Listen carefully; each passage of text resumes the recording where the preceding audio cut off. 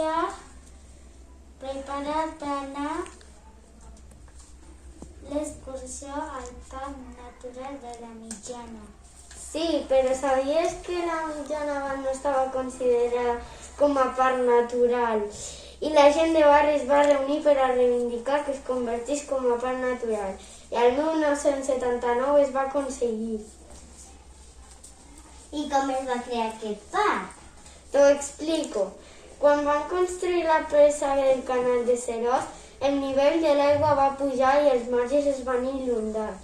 I els materials que transportava el riu es van sedimentar i van aparèixer uns braços laterals dividint la mitjana en tres parts: mitjana, esquerra, dreta i central. A més, la vegetació de la mitjana i la corrent d'aigua ha donat un nou ecosistema.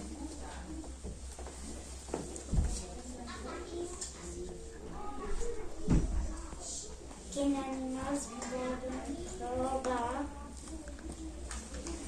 Tot tipus.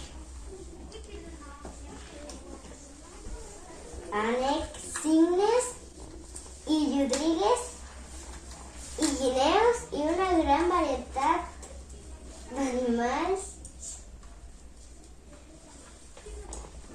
i també insectes, però tranquil·la, que s'espanten quan senten soroll. Vinga, comencem l'aventura!